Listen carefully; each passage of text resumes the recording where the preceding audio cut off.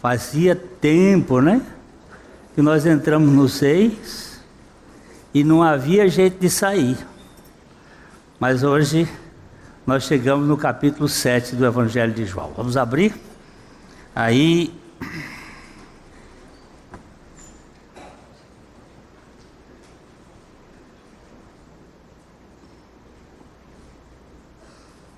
nós vamos ler, vamos lendo aí, pode ir tocando que nós vamos parar, lendo e andando. Passadas essas coisas, Jesus andava pela Galileia, porque não desejava percorrer a Judéia, visto que os judeus procuravam matá-lo.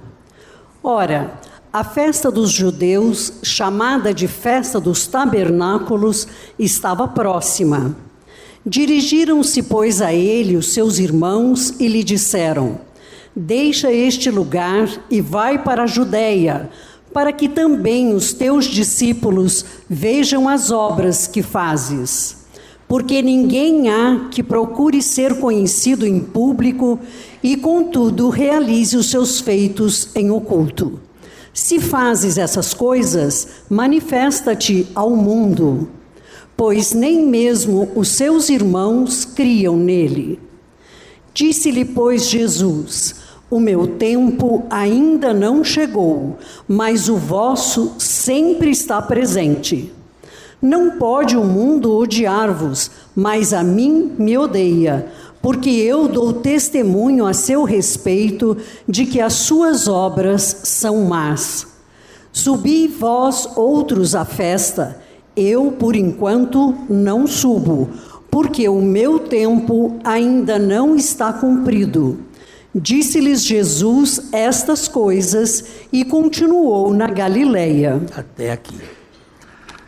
Nosso Pai, fala conosco pela Tua palavra. Edifica os nossos corações. Dá-nos a graça da fé em Jesus Cristo. É no nome dele que nós oramos. Amém.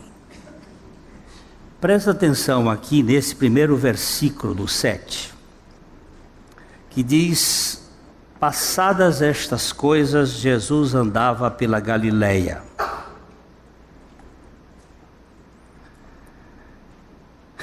Por quê?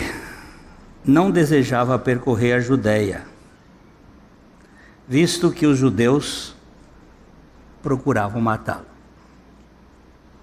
Nós temos agora que lembrar, lá atrás a gente dividiu Galileia, Samaria, Judéia. As três partes. A Galileia fica mais ao norte, lá em cima, próximo ao Monte Hermon, lá no lado do Líbano,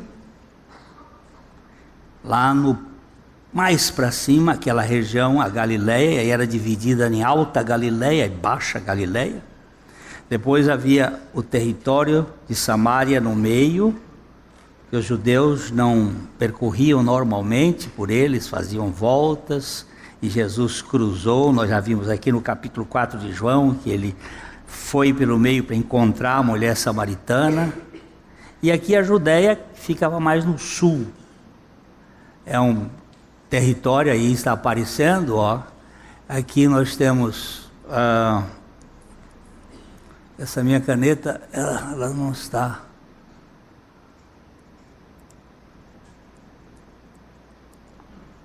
Aqui, essa parte sul aqui, é a Judéia, aqui, essa não está bem dividido, aqui é a Samaria e aqui a Galileia, mais aqui em cima. A maior parte do ministério de Jesus foi na Galileia, a Galileia dos gentios. Vamos dar uma olhadinha no livro de Isaías, capítulo 9, 1 e 2, para a gente entender um pouco aqui. Isaías 9, 1 e 2. Aquilo que era mais desprezado, aquilo que é mais deixado de lado, a Galileia dos gentios. Porque os judeus tinham uma ideia muito hegemônica, muito de que eles eram o povo especial de Deus, e eles não se misturavam. Mas a Galileia era uma passagem. Roma tinha feito uma via ápis ali, uma via de passagem, onde os povos se misturaram por ali. E aí ele vai dizer em Isaías 9, 1 e 2... Mas para a terra que estava aflita, não continuará a obscuridade. Deus, nos primeiros tempos, tornou desprezível a terra de Zebulon e a terra de Naftali. Mas nos últimos, tornará glorioso o caminho do mar, além do Jordão, Galileia dos gentios. O povo que andava em trevas viu grande luz, e aos que viviam na região da sombra da morte, resplandeceu-lhes a luz. Está vendo como ele está descrevendo que aquela terra da Galileia, ela ia ser privilegiada. Que o povo que andava em grandes trevas, na obscuridade, porque uma pessoa sem a revelação de Deus é um cego. Ele está em trevas. E aqui ele está dizendo que aquele povo que andava, ele viu uma grande luz. Esta luz se referia a Jesus. Jesus é chamado de Galileu. Ele viveu, apesar de ele ter nascido em Belém da Judéia, ele viveu em Nazaré, na Galileia. E o ministério dele aconteceu em grande parte na Galileia. Foi lá na Galileia, em Cafarnaum, em Tiberíades, naquela região no vale do mar da Galileia, que ele realizou os grandes milagres dele, os principais alimentos da multidão.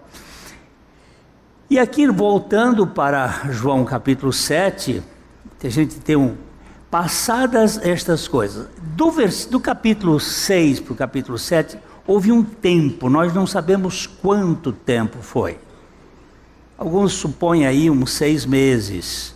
Passado algum tempo, Jesus andava pela Galileia porque não desejava percorrer a Judéia, visto que os judeus procuravam matá-lo. Desde o capítulo 5, vamos dar uma olhadinha, desde o capítulo 5, verso 18, porque Jesus curou um paralítico no sábado, quebrou uma rotina religiosa, porque Jesus se tornou mais compatível com o ser humano no seu fracasso, a religião começou a querer matá-lo. Capítulo 5, verso 18. Por isso, pois, os judeus ainda mais procuravam matá-lo, porque não somente violava o sábado, mas também dizia que Deus era seu próprio Pai, fazendo-se igual a Deus. Esses eram os dois motivos: o sábado, uma rotina, e porque ele disse: eu sou o Filho de Deus. E eles não poderiam admitir isso, porque só o Messias podia ser o Filho de Deus. E um carpinteiro ser o Messias não era uma coisa compatível, porque a ideia que nós sempre temos de Deus, do Messias, é um governante, para a época, alguém que andasse num ginete, e não alguém que andasse num jumento. Alguém que fosse nobre, de grande linhagem, não um Zé Ninguém, um carpinteiro, um homem de família pobre. Porque o ser humano é muito preconceituoso, ele desdenha dos mais simples. Mas quando Deus veio habitar aqui nesse mundo, arranjou um tabernáculo desprezível, para mostrar que Deus não está necessariamente em busca da grandiosidade humana, dessa grandiosidade que nós temos, que é de exaltar a nós mesmos. Você sabe o que você está falando? É muito comum, mesmo quando a gente não fala, muitas vezes você pensa, como é que pode ter agido assim comigo? Afinal de contas o quê? Pó. Pó alevantado. O que você é? Para dizer a frase do padre Manuel Bernardes, é um pó que ficou de pé, mas o seu lugar é o pó, quando você voltar. Quem é você? Ensoberbecido. Este Deus desceu. E a gente não... É difícil enxergar Deus na humildade, no despreendimento. A gente sempre quer uma ideia de grandeza. Eles quiseram matar Jesus e Jesus procurou ele não queria ir para a Judéia. Por quê? Porque ele disse, o meu tempo ainda não chegou. Nós temos, pelo menos, eu vou dar uma passadinha. Vamos para Caná da Galileia. Vamos para capítulo 2 de João. Capítulo 2 de João, verso 4. A primeira vez que Jesus fala do seu tempo. Ele tem uma agenda. Jesus tem uma agenda. A sua agenda não é uma agenda da terra, é uma agenda do Pai. E quando Maria diz para ele assim, nós estamos numa festa, mas esta festa acabou o vinho. E ele dá essa resposta no versículo 4 do capítulo 2 de João. Mas Jesus lhe disse, mulher, que tenho eu contigo? Ainda não é chegada a minha hora. É a primeira vez, é o primeiro milagre. O primeiro milagre acontece num casamento, porque no casamento é o lugar onde mais se precisa de milagre. Para um casamento continuar, é preciso que Jesus entre nesse casamento e que ele transforme a rotina em algo excepcional. Que ele transforme aquilo que é corriqueiro em algo excepcionalmente maravilhoso. Transforme água em vinho. Mas quando ele é provocado por Maria, ele usa pela primeira vez a sua agenda dizendo, mulher, o que é que eu tenho a ver com esta festa que acaba numa ressaca? A minha festa, ele vai depois mostrar isso, não é aquela que abre a garrafa, é aquela que abre a sepultura. A minha festa não começa com um gole de bom vinho. E na época de Jesus, a cepa, o tipo de uva que existia por lá, era uns dizem shirá, outros dizem sirá. Eu não sei qual é a pronúncia correta, mas é esta, a cepa do tempo dele é a shirá. Não era Cabernet Sauvignon, nem Merlot, nem Carmenère, nem nada disso, era a shirá mesmo. E eu só lamento que não sobrou um pouquinho para experimentar esse vinho. O vinho da cepa celestial, do tronco de Jessé.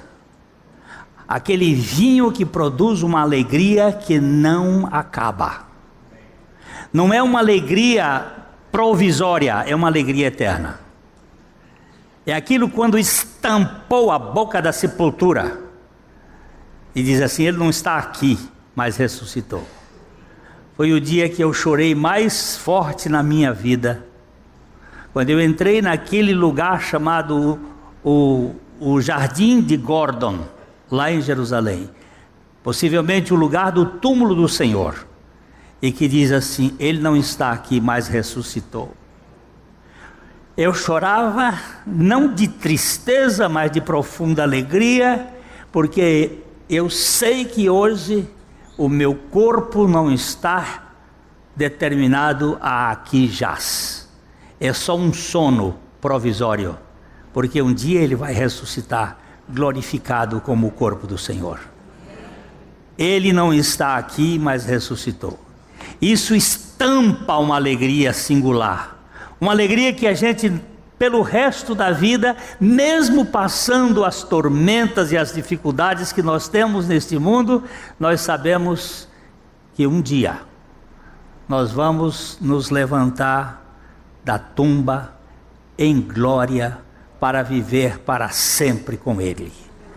Então isso dá uma esperança e uma satisfação profunda. Então Jesus pela primeira vez diz assim: o meu tempo não é chegado ainda. No capítulo 7, o verso 6 e 8, nós vamos, que é onde nós estamos vendo, ele vai afirmar. Disse o verso 6: Disse-lhes, pois, Jesus: o meu tempo ainda não chegou, mas o vosso sempre está presente. Ele está falando com os irmãos dele. Quem eram os irmãos dele? O verso 5 fala que havia os seus irmãos não creram nele. Alguns cristãos acreditam que Maria permaneceu virgem pelo resto da vida e que ele aí seriam parentes, mas a Bíblia não dá esta conotação de parentes. Maria foi virgem até Jesus nascer, porque até isto mesmo, ao fazer nascer, o seu ímen se arrebentou. E ela teve filhos, a Bíblia diz que ela teve filhos e filhas. E fala, por exemplo, de Tiago, o irmão do Senhor, Judas, Simão, outro Simão, que era irmão do Senhor. Ele teve irmãos, mas esses irmãos de Jesus não criam nele. E aqui vai uma conotação. A salvação não é por causa de consanguineidade, não é por parentesco. Eu às vezes ouço algumas dizer assim: o meu pai era crente, então eu tenho um lugar no céu. Pode ser no céu da boca da onça, se você andar no mato. Não é no céu de Deus. No céu de Deus não é por causa de parentesco de pai, disse isso, porque meu avô foi um cristão, por isso não. Aliás, alguém disse que Deus não tem netos, só tem filhos. E para ter filhos precisa nascer de novo. E para nascer de novo precisa morrer em Cristo Jesus. E para morrer em Cristo Jesus, Ele nos atraiu no seu corpo lá na cruz. E Ele nos fez morrer, ressuscitou, para nos dar a vida dele. Isso é regeneração, isso é a obra dele. E isto é, ele disse: o meu tempo ainda não chegou, mas o vosso tempo está sempre presente. E no verso 8 ele vai dizer: Subi vós outros à festa, eu por enquanto não subo, porque o meu tempo ainda não está cumprido. Você vê que ele tinha noção da sua agenda. Ele não, olha, vocês podem ir para Jerusalém, porque eles queriam que Jesus fosse para a festa dos tabernáculos, e aí há pelo menos umas duas posições, para que talvez Jesus fizesse os milagres e ele ficasse famoso em Jerusalém, porque Jerusalém era como se fosse a Roma dos católicos, onde está o Papa. Então lá em Jerusalém tinha o templo e ali ficava a sede. Então você vai ser reconhecido, porque nós gostamos dessa coisa de reconhecimento, de aplausos. Então você vai para lá e nós somos seus irmãos e vamos receber o reconhecimento da elite do povo. Essa era uma das ideias. A segunda ideia é que eles, por causa do ciúme, ele estava dizendo assim: vai lá para Jerusalém que você vai ser morto, cara. E aí você sai do nosso caminho, porque nós temos que viver à sombra do teu sucesso, e nós não queremos, nós queremos ter o nosso próprio sucesso, porque irmãos têm muita rivalidade. Você sabe que a primeira história de um crime foi entre os dois irmãos, problema de um irmão com inveja do outro, com ciúme do outro. Eu já participei um dia num pessoa que morreu num hospital aqui em Londrina, e me chamaram lá na hora E quando eu cheguei, eram 4 irmãos, estavam se digladiando por causa de fortuna, por causa de herança. O corpo quente, em cima da cama.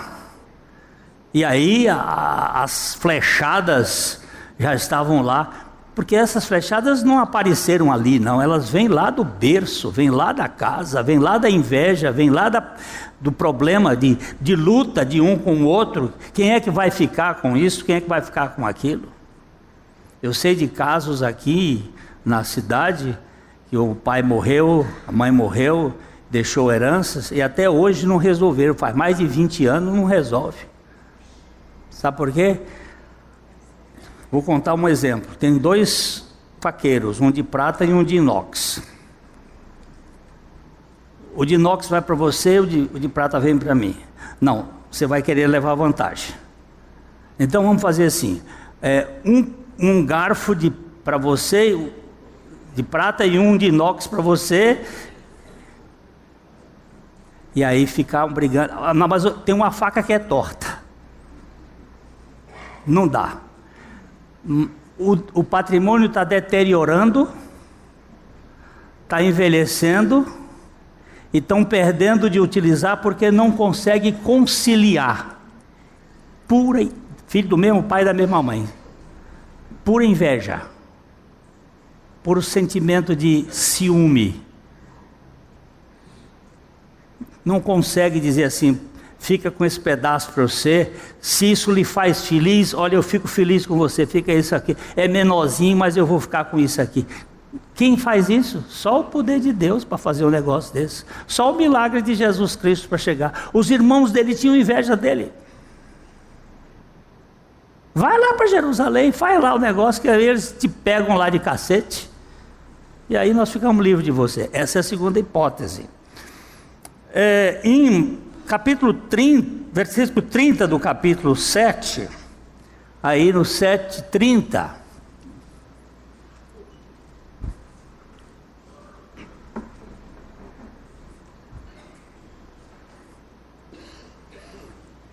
então procuravam prendê-lo, mas ninguém lhe pôs a mão, porque ainda não era chegada a sua hora. Tá vendo? Os judeus tramaram lá para prender, mas não, olha lá, não, eles então procuravam prender, mas ninguém lhe pôs a mão. Por quê? Por quê? Porque ainda não havia chegado a sua hora, ainda não chegou o seu tempo. No capítulo 8, no verso 20, 8:20, proferiu ele estas palavras no lugar do gasofilácio, quando ensinava no templo, e ninguém o prendeu, porque não era ainda chegada a sua hora. De novo, Jesus estava na boca do gasofilácio. Gasofilácio é uma outra palavra. O que é gasofilácio? O lugar onde coloca as ofertas. O gasofilácio. Normalmente o gasofilácio tinha uma boca de trombone, uma boca grande assim. E as pessoas eram reconhecidas, quanto mais ricas ou mais poderosas, pelo barulho que fazia a oferta quando jogava no gasofilácio. Ele pegava uma moedinha pequenininha, quando você jogava, ela fazia assim, ti, ti, ti. Aí batia lá, não dava muito ibope. Se bem que ibope hoje não dá mais nada. Aí pegava uma moeda grande, jogava, fazia pim, pim, pim. Aí jogava uma moedona grande, pim, pim, pim. Aí aquela, E Jesus fez um discurso na frente do gasofilácio e meteu a ripa neles. Pela ostentação, pela ideia de grandeza que a pessoa tem. Porque muitas vezes a pessoa diz assim, se eu dou muito, eu também sou dono desse patrimônio. E no reino de Deus não tem esse negócio não. Aí ele não conseguiram prendê-lo, por quê? porque não era ainda chegada a sua hora. Vamos para o capítulo 12, versículo 23. Respondeu-lhes Jesus: é chegada a hora de ser glorificado o Filho do Homem. Jesus está começando, faltando poucos dias. Ele está na semana da sua crucificação. E ele diz assim: é chegada a hora. Aquela hora para a qual eu vim é chegada. O meu tempo está chegando. Vamos olhar aqui o versículo 27. Agora está angustiada a minha alma. E que direi eu? Pai, salva-me desta hora. Mas precisamente com este propósito vim para esta hora. Aqui Jesus estava chegando no fim. Ele disse, na oração, ele disse assim: Pai, se possível, se for possível, passa de mim este cálice. Mas Abba, Marcos vai dizer isso quando ele: Abba, Pai, papaizinho, foi para essa hora que eu vim. Ele está apontando a hora. Que hora é esta? Das 9 horas às 3 da tarde. Das 9 horas da sexta-feira às 3 da tarde. É o tempo dele. É o tempo da redenção dele. Essas 2 horas, às 9 da manhã e às 3 da tarde, eram as 2 horas onde haviam os sacrifícios, onde eram feitos os sacrifícios em Israel. O sacrifício da manhã e o sacrifício da tarde. Trazia-se um cordeiro às 9 e outro cordeiro às 3. E Jesus estava apontando: aqui vai ser o meu momento. O momento em que ele, a primeira palavra dele na cruz foi: Pai, perdoa-lhes, porque eles não sabem o que fazem. E a última palavra dele na cruz foi: nas tuas mãos entrego o meu espírito. Nesse período, ele realizou o plano de Deus para salvar-me, para que eu pudesse fazer parte da morte dele e pudesse ser apagado, pudesse ter todo o meu pecado apagado, nenhuma cobrança ficasse, porque se alguém está em Cristo é uma nova criação. As coisas velhas passaram, eis que tudo foi feito novo. E nós fomos colocados em Cristo exatamente naquela hora. Foi precisamente para esse tempo que eu vim. É a minha hora. Ninguém podia matar Jesus fora daquela hora, porque esse é o momento. Nós vamos ler ainda em João 13:1, antes da ceia, quando ele estava dizendo: Ora, antes da festa da Páscoa, sabendo Jesus que era chegada a sua hora de passar deste mundo para o Pai, tendo amado os seus que estavam no mundo, amou-os até o fim. Aquela hora, antes da festa da Páscoa, tendo amado os seus, chegou a hora, ele quer realizar uma salvação, que implica com a sua vida e com a minha vida. Aquela morte de Jesus não era simplesmente uma morte por mim, substitutiva, mas era também uma morte em que eu participo. Era inclusiva, eu estaria nele, porque ele iria atrair-me a ele para que eu morresse juntamente com ele.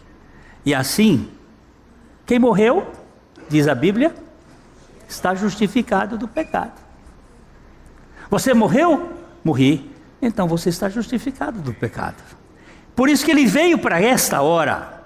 E nós lemos ainda no capítulo 17 de João, versículo 1.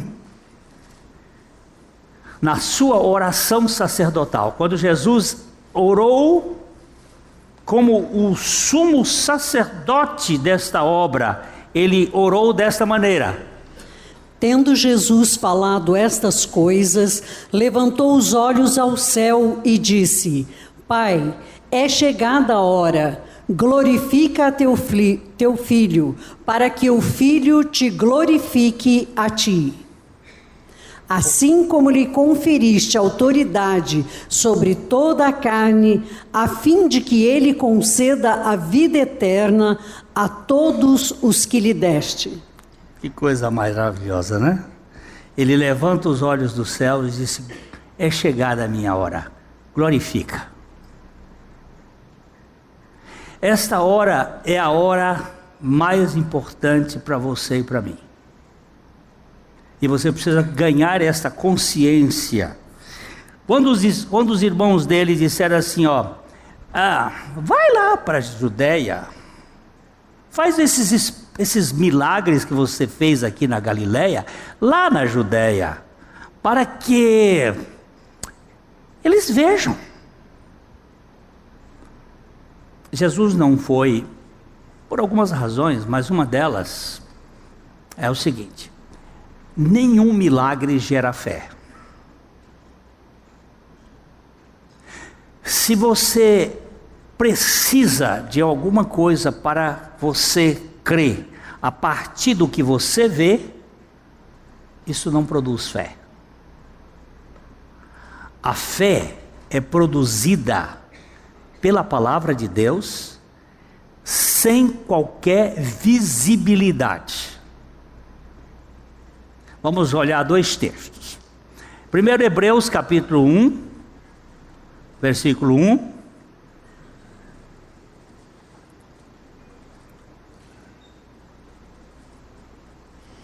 Havendo Deus outrora falado muitas vezes e de muitas maneiras aos pais... Hebreus capítulo 11.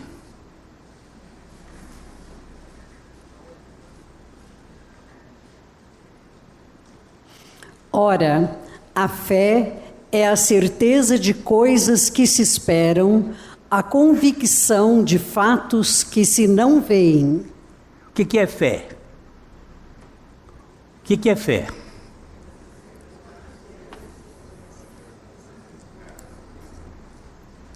Fé é o quê? Aperta na certeza aqui, na palavra certeza. Certeza. Vamos lá.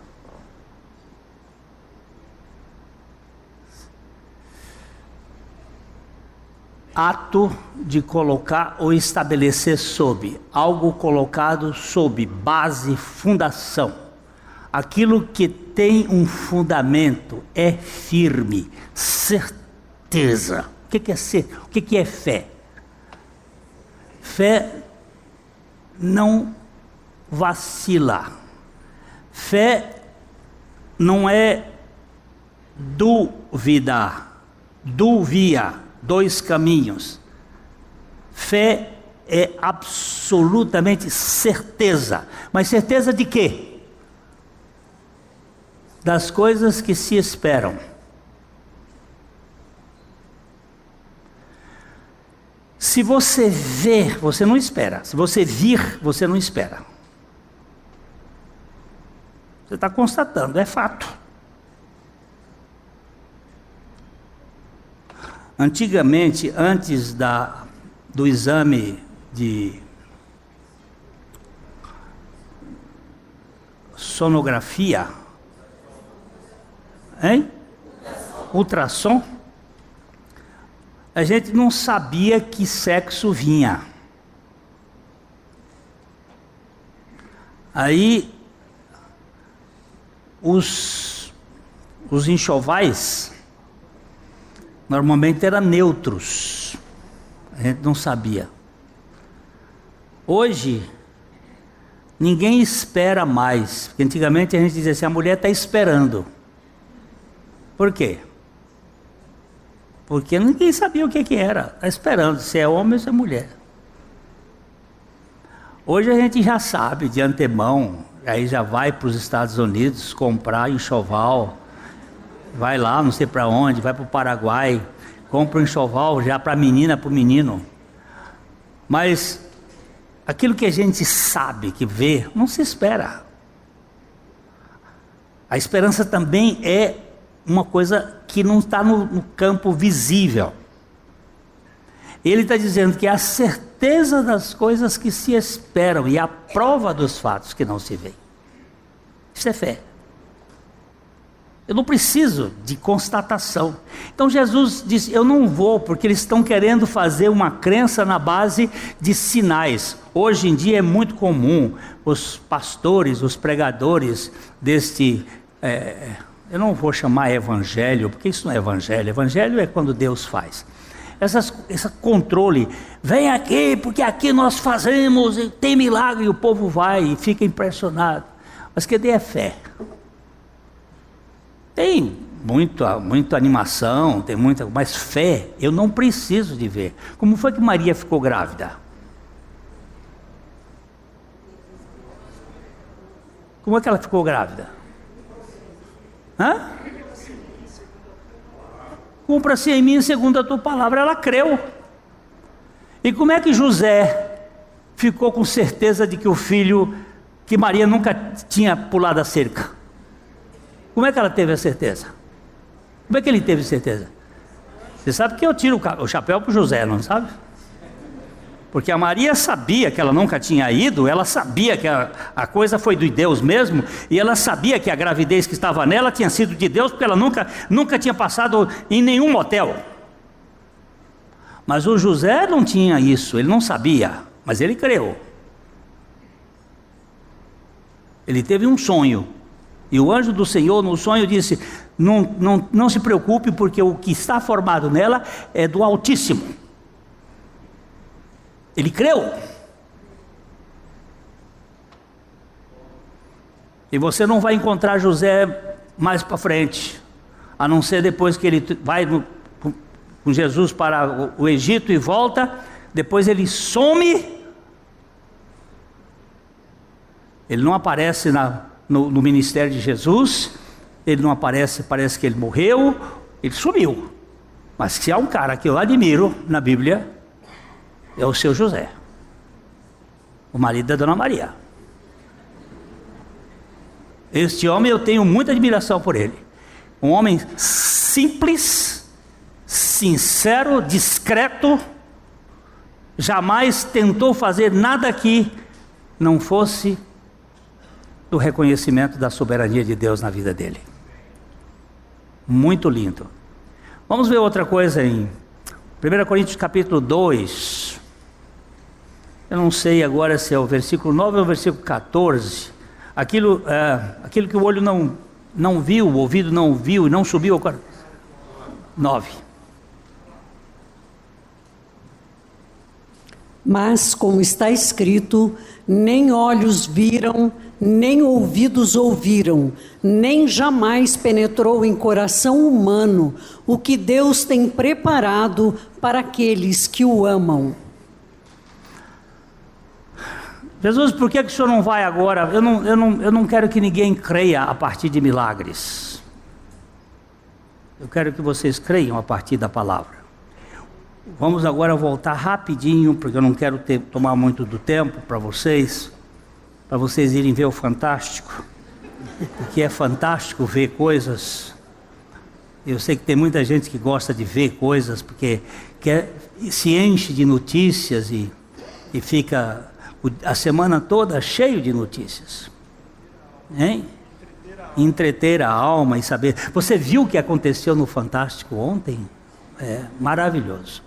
Mas eu quero ver o que aconteceu no Calvário, para aliviar a minha alma e os meus medos e os meus temores, saber em quem tenho crido e saber que Ele é poderoso para guardar o meu tesouro até o dia final. Isso faz sentido para mim. Então, Deus preparou Vamos para o capítulo 7, 5. Os irmãos de Jesus não creram nele. Os irmãos de Jesus não creram nele.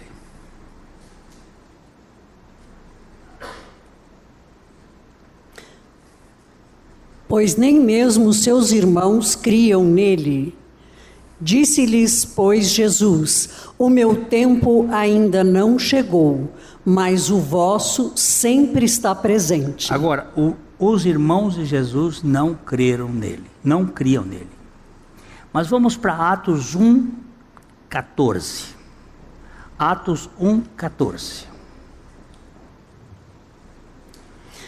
Todos estes perseveravam unânimes em oração, com as mulheres, com Maria, mãe de Jesus, e com os irmãos dele.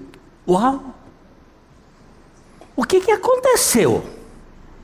Que os irmãos dele fizeram parte da primeira igreja de Jerusalém. Cerca de 120 pessoas estavam naquela igreja em Jerusalém. Permaneceram em oração, unânimes. E os irmãos dele estavam lá. O que aconteceu com esses incrédulos? Esses que não criam em Jesus. Deve ter acontecido alguma coisa. Deve ter acontecido alguma coisa. Em 1 Pedro capítulo 1, versos de 3 a 5, vamos dar uma olhadinha. 1 Pedro 1, 3 a 5. Bendito Deus e Pai de nosso Senhor Jesus Cristo, que segundo a sua muita misericórdia, nos regenerou para uma viva esperança, mediante a ressurreição de Jesus Cristo dentre os mortos, para uma herança incorruptível, sem mácula, imarcessível, reservada nos céus para vós outros, que sois guardados pelo poder de Deus, mediante a fé, para a salvação preparada para revelar-se no último tempo. Vamos olhar agora aqui, baixa aí, ó. Ele diz assim, bendito, bendito. Você sabe o que é a palavra bendito? Fale bem, diga bem, bendito seja o Deus e Pai de nosso Senhor Jesus Cristo, que segundo a sua muita misericórdia, esta palavra que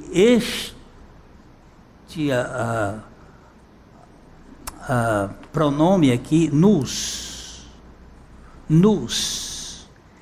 coloca Pedro também nessa história. O escritor dessa carta, Pedro, o apóstolo de Jesus, que o negou, que disse para Jesus que mesmo que todos o negassem, ele jamais negaria.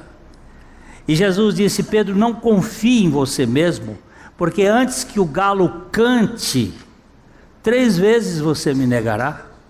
E Pedro negou, e Pedro se entristeceu depois que o galo cantou, e Pedro fugiu, e Jesus foi para a cruz, e a hora dele chegou, e ele morreu, e ele ressuscitou, e quando ele ressuscitou, ele deixou um recado.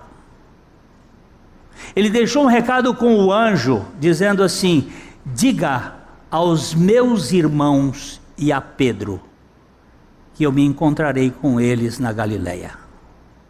Porque foi na Galileia que Jesus arregimentou os seus discípulos. Nenhum dos seus discípulos era da Judeia. Ele pegou todos da Galileia. E foi na Galileia que ele tratou de um evangelho de conciliação. E ele disse, no lugar onde eu peguei, e o Pedro se decepcionou, Pedro abandonou e disse, eu vou voltar à minha antiga profissão, eu vou pescar. Passou uma noite de pesca, não pegou um peixe. E Jesus aparece na madrugada e faz a grande pescaria, a pescaria que deu o maior resultado da história. 153 peixes, grandes. 153 é o número de peixes que existem naquele mar, espécies. E o Senhor levou, dizendo o seguinte: eu vou salvar de todas as nações gente, de todas as nações. E ele restaura Pedro ali. Eu acho isso extraordinário. Esse Deus que salvou Pedro pela ressurreição, ele nos regenerou para uma viva esperança mediante a ressurreição de Jesus Cristo dentre os mortos. O que aconteceu que os irmãos de Jesus mudaram de opinião? Eles foram regenerados. Eles foram regenerados pela morte e ressurreição de Jesus Cristo. Porque aí o grande fato da hora dele, da incredulidade à crença, da sua dureza a participar da primeira igreja, houve uma transformação no coração dos discípulos, dos irmãos de Jesus. Eles foram regenerados pela ressurreição de Jesus Cristo dentre os mortos. Vamos dar uma olhadinha rápido aqui em Romanos capítulo 5, 8 a 11. Romanos 5, 8 a 11. Mas Deus prova o seu próprio amor para conosco pelo fato de ter Cristo morrido por nós, sendo nós ainda pecadores. Ele morreu por quem? Pelos pecadores. Quem são os pecadores? Nós. Ele morreu por nós, sendo nós pecadores. Ok? Ele morreu pelos irmãos dele.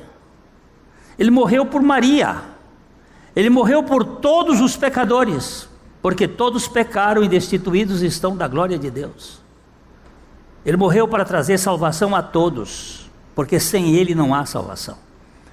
Logo, muito mais agora, sendo justificados pelo seu sangue, seremos por ele salvos da ira. Porque se nós, quando inimigos, fomos reconciliados com Deus, mediante a morte do seu Filho, muito mais, estando já reconciliados, seremos salvos pela sua vida. Somos salvos pela vida, não pela morte. Somos salvos pela ressurreição. É a vida da ressurreição. Aperta o dedo em vida aqui. A vida é zoe, não é a vida bios, nem a vida psique. É a vida da ressurreição. Somos salvos pela sua vida. A morte foi o lugar onde ele desmanchou. E a vida é o lugar onde ele constrói, onde ele dá nova vida. Vamos dar uma olhadinha mais em Romanos capítulo 10, versos 9 e 10. Romanos 10, 9 e 10. Se com a tua boca confessares Jesus como Senhor, e em teu coração creres que Deus o ressuscitou dentre os mortos, serás salvo.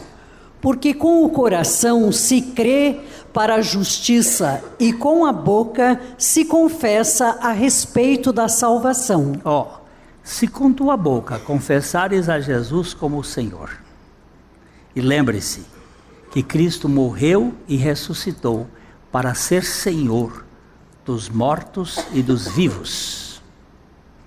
Se com tua boca confessares a Jesus como Senhor, e em teu coração creres que Deus o ressuscitou dentre os mortos, será salvo.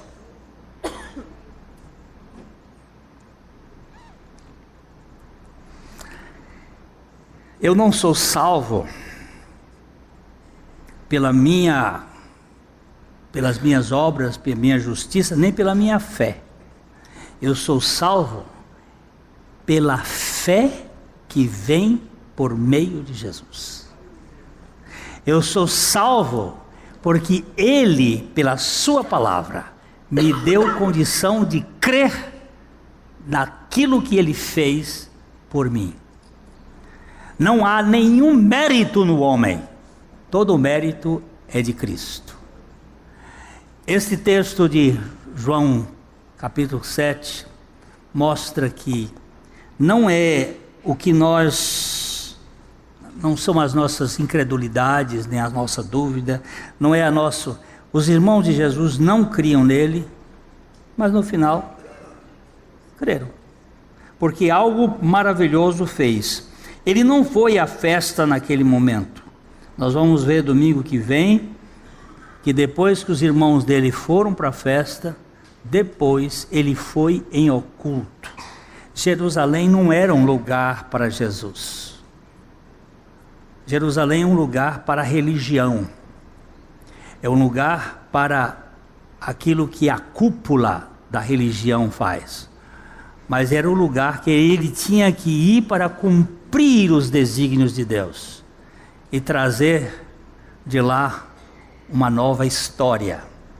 Essa história ficou do lado de fora de Jerusalém, porque a pedra que os construtores rejeitaram é o Calvário, que ficava do lado de fora. E o jardim do Gordon, ou o jardim de José de Arimateia, também ficava do lado de fora, porque ele era tão puro que não era permitido que ele fosse crucificado dentro de uma cidade tão cheia de justiça própria. O pior pecado que uma pessoa pode alimentar na sua vida é achar-se merecedora de qualquer graça de Deus. Ele tinha que ser sacrificado do lado de fora, morrer para o mundo como um Zé Ninguém, mas morria como aquele que levou sobre si tudo que há de mais nojento e vil em mim, que é a minha própria natureza humana caída. Ele fez isso por você também. Se você com sua boca confessar a Jesus como seu Senhor, e em seu coração você crê que Jesus, que o Pai o ressuscitou dentre os mortos, eu não estou afiaçando, eu estou dizendo que a Bíblia afiança, você será salvo. Eu não estou dizendo que você será salvo. Quem está dizendo que você será salvo é o Espírito Santo que escreveu isso aqui. E você pode ter certeza. Eu gosto de olhar e dizer: Senhor Jesus, Tu és a minha vida. Eu morri naquela cruz, eu ressuscitei, e Tu és a minha vida. Eu não tenho uma religião, eu tenho o Evangelho. E esse mesmo Evangelho é oferecido a cada um de você aqui. Faz um momentinho de concentração aí e ore assim, no seu coração. Meus queridos, eu quero apresentar a vocês o Ministério de Áudios e Vídeos curtos, de 5 minutos, do meu querido irmão Valdir Flora Batista, que está trabalhando comigo no ministério há mais de 35 anos. São mensagens que possuem como base a mensagem da cruz, obra realizada pelo nosso Senhor Jesus Cristo em nosso favor.